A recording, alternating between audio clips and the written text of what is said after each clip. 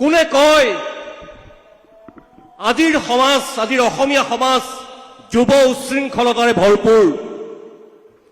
কোনে ক'ব পাৰে অসমীয়া যুৱ প্ৰজন্ম অবাতে গৈছে? কোনে লিখিব পাৰে অসমীয়া নতুন প্ৰজন্ম বিশৃংখল বা উশৃংখল? কোনে ক'ব পাৰে অসমীয়া নতুন প্ৰজন্মই, যুৱ প্ৰজন্মই, আজিৰ প্ৰজন্মই আধ্যাত্মিকতা নাজানে?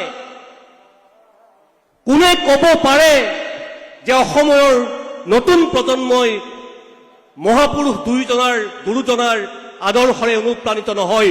কোনেও ক'ব নোৱাৰে। কোনোবাই যদি ক'ব পাৰে, কোনোবাই যদি লিখিব পাৰে, তেখেতসকললৈ মুকলি প্ৰত্যাহ্বান। আহক শ্ৰীমন্ত শংকৰ কেন্দ্ৰীয় সেৱা বাহিনীৰ অধিৱেশনলৈ। তাত দেখিব আজিৰ অসমীয়া সমাজৰ যুৱ প্ৰজন্ম কি, তাত দেখিব আজিৰ অসমীয়া যুৱ প্ৰজন্মই কি কৰিব পাৰে, তাত দেখিব আজিৰ অসমীয়া যুৱ প্ৰজন্ম কিমান সংস্কাৰী। কোনো এজন মানুহ দক্ষ হ'ব পাৰে, কাম কৰিব পাৰে, কিন্তু তেওঁ সেই কামটোৰ বাবে যোগ্য নহ'বও পাৰে।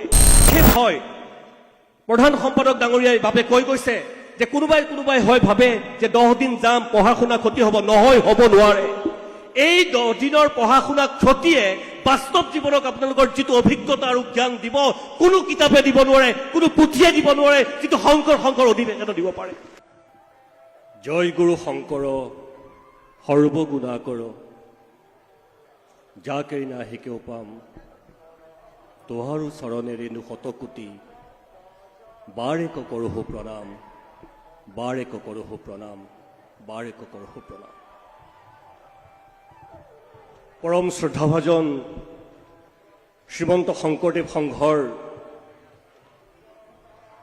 95 সংখ্যক বাৰ্ষিক অধিৱেশনৰ আজি কেন্দ্ৰীয় সেৱা বাহিনীৰ সাধাৰণ পৰিষদৰ কাৰ্যনিৰ্বাহক সাধাৰণ পৰিষদৰ সভাৰ সঞ্চালক মহোদয়, মোৰ চিৰপূজ্য অসমৰ এগৰাকী বৈষ্ণৱ পণ্ডিত শ্ৰীযুত ভৱেন্দ্ৰনাথ ডেকা বাপ,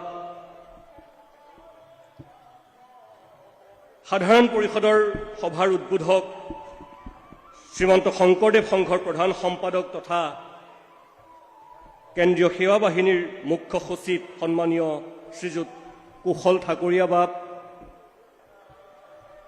উপ পদাধিকাৰ মাননীয় শ্ৰীযুত চন্দ্ৰ হাজৰিকা বাপ, যুটীয়া সম্পাদকদ্বয় সন্মানীয় শ্ৰীযুত দেৱাঞ্জন বৰা বাপ আৰু তোষেশ্বৰ বৰা বাপ,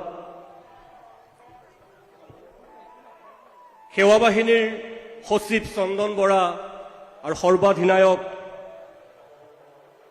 সঞ্জীৱ বৰা, মোৰ অগ্ৰজ অসমৰ এগৰাকী জ্যেষ্ঠ সাংবাদিক দ্য ক্ৰছ কাৰেণ্টৰ মুখ্য সম্পাদক জিতুমণি বৰা ডাঙৰীয়া, মঞ্চত উপবিষ্ট শ্ৰীমন্ত শংকৰদেৱ সংঘৰ বিভিন্ন ক্ষেত্ৰৰ মুৰব্বীসকল আৰু মোৰ সন্মুখত থকা বৃহত্তৰ অসমীয়া জাতি আৰু অসমীয়া সমাজৰ ভৱিষ্যৎ দ্ৰষ্টা, ভৱিষ্যৎ স্ৰষ্টা শ্ৰীমন্ত শংকৰদেৱ সংঘৰ মূল চালিকা শক্তি কেন্দ্ৰীয় সেৱা বাহিনীৰ সন্মানীয় সদস্যসকল, কোনে কয়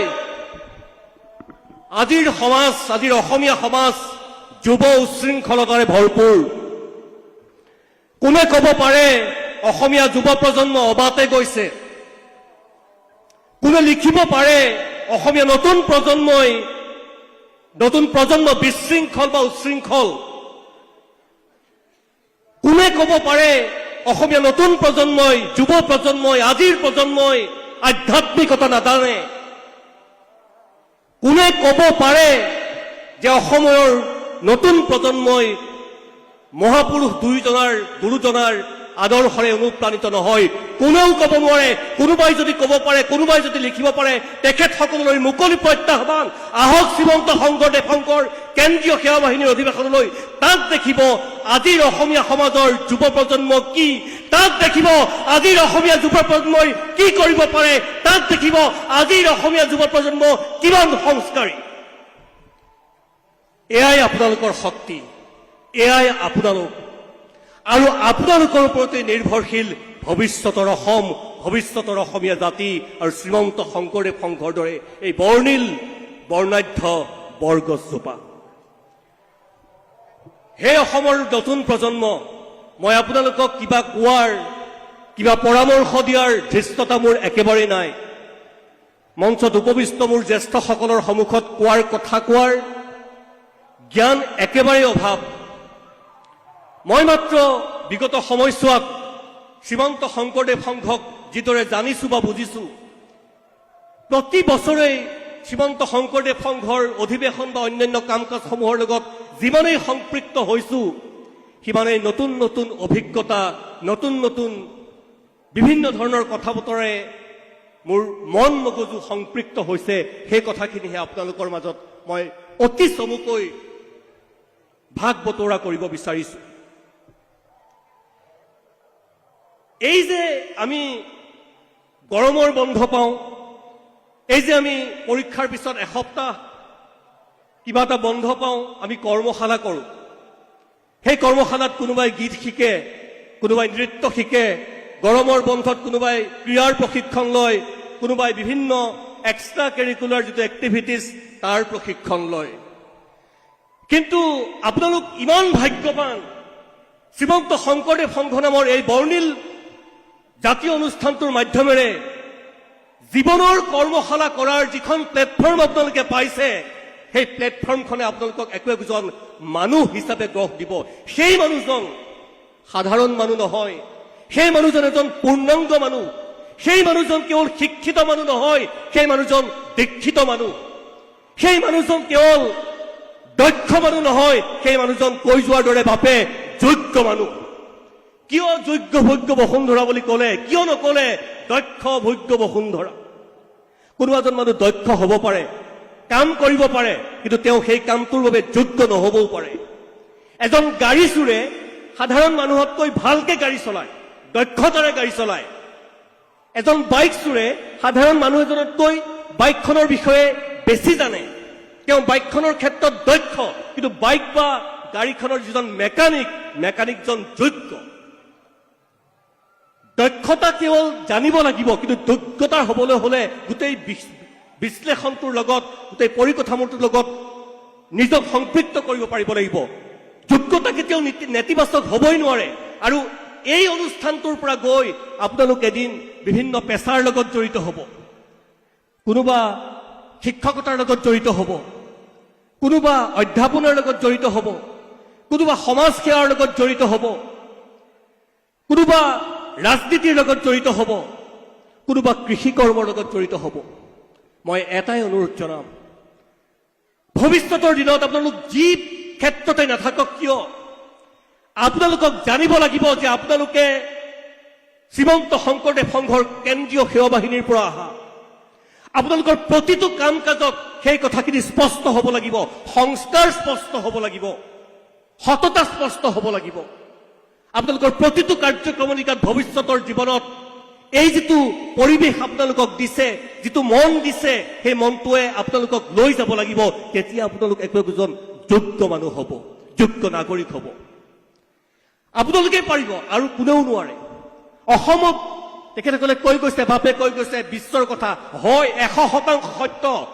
শ্ৰীমন্ত শংকৰদেৱ সংঘ বা কেন্দ্ৰীয় সেৱা বাহিনীৰ দৰে এটা গণতান্ত্ৰিক আধ্যাত্মিক এই অনুষ্ঠান সমগ্ৰ বিশ্বত বিৰল নাই, অকল অসমত আছে। সেয়াই আপোনালোক। কিমান বৰ্ণিল আৰু বৰ্ণাঢ্য আপোনালোক, কিমান পৃথক আপোনালোক, কিমান অনন্য আপোনালোক। সেইবাবে কৈছো, যি পেছাৰ লগতে জড়িত নহওক কিয়, সেই সংস্কাৰ মনত লৈ থাকিব। ৰাজনীতিৰ লগত জড়িত হলেও সেই সংস্কাৰ মনত লৈ থাকিব, সমাজনীতিৰ লগত জড়িত হলেও সেই সংস্কাৰ মনত লৈ থাকিব, ক্ৰীড়াৰ লগত জড়িত হলেও সেই সংস্কাৰ মনত লৈ থাকিব। মোৰ কেতিয়াবা নিজৰ ব্যক্তিগত জীৱনতে আফচোচ হয়, ব্যক্তিগতভাৱে মই খুব পলমকৈহে এই সমাজখনৰ লগত সম্পৃক্ত হ'বলৈ পালো। কিয় নাপালো? মোৰ ছাত্ৰ অৱস্থাত বা মই কৈশোৰ অৱস্থাত এই সংস্পৰ্শ মই কিয় নাপালো? আক্ষেপ হয়। প্ৰধান সম্পাদক ডাঙৰীয়াই বাপে কৈ গৈছে যে কোনোবাই হয় ভাবে যে 10 দিন যাম, পঢ়া শুনা ক্ষতি হ'ব। নহয়, হ'ব নোৱাৰে। এই 10 দিনৰ পঢ়া শুনা ক্ষতিয়ে বাস্তৱ জীৱনক আপোনালোকৰ যিটো অভিজ্ঞতা আৰু জ্ঞান দিব, কোনো কিতাপে দিব নোৱাৰে, কোনো পুথিয়ে দিব নোৱাৰে, যিটো শংকৰ অধিৱেশনে দিব পাৰে। হে মোৰ নতুন প্ৰজন্ম, খুব দেৰি নকৰো, মই মাত্ৰ চমুকৈ আৰু দুটামান কথা কৈ সামৰিম। আমাৰ সমাজখনত আমি প্ৰায়ে দেখা পাওঁ, বৰ্তমান চাকৰিমুখী নিবনুৱা বিভিন্ন ধৰণৰ নেতিবাচক উপকৰণেৰে আমাৰ সমাজখন চানি ধৰে। মই আপোনালোকক অনুৰোধ জনাওঁ, প্ৰতিটো সময়তেই নিজৰ প্ৰাত্যহিক কাম কাজৰ লগতেই শিক্ষাকৰ্মৰ লগতেই অৰ্থনৈতিক বিপ্লৱৰ এটা ধাৰণা, অৰ্থনৈতিক বিপ্লৱৰ এটা পৰিকাঠামো মনত পুহিবলৈ চেষ্টা কৰক। সেয়া যিকোনো ধৰণে হ'ব পাৰে, সেয়া ব্যৱসায় হ'ব পাৰে, সেয়া স্বতন্ত্ৰ কিবা কাম কাজ হ'ব পাৰে, চাকৰিও হ'ব পাৰে, সেয়াও হ'ব পাৰে, যিকোনো হ'ব পাৰে। আমাৰ মাজত সেয়া অভাৱ। গতিকে মই আশা কৰিম পৰৱৰ্তী সময়ত এইখন সমাজৰ পৰা আপোনালোক গৈ পেলাই যেতিয়া জীৱনৰ প্ৰত্যক্ষ যুঁজখনত অৱতীৰ্ণ হ'ব, এই যিটো অৰ্থনৈতিক বিপ্লৱ বা অৰ্থনৈতিক চেতনাটোৰ কথা মই উল্লেখ কৰিব বিচাৰিছো, এই চেতনাটো আপোনালোকক সহায় কৰিব। আৰু মই যিমান দূৰ জানো, শ্ৰীমন্ত শংকৰদেৱ সংঘই সেই দিশেও বহু কাম কাজ ইতিমধ্যে কৰিছে, বহু কাম কাজ কৰিছে। ইয়াত এটা পূৰ্ণাংগ জীৱন আপোনালোকে পাইছে।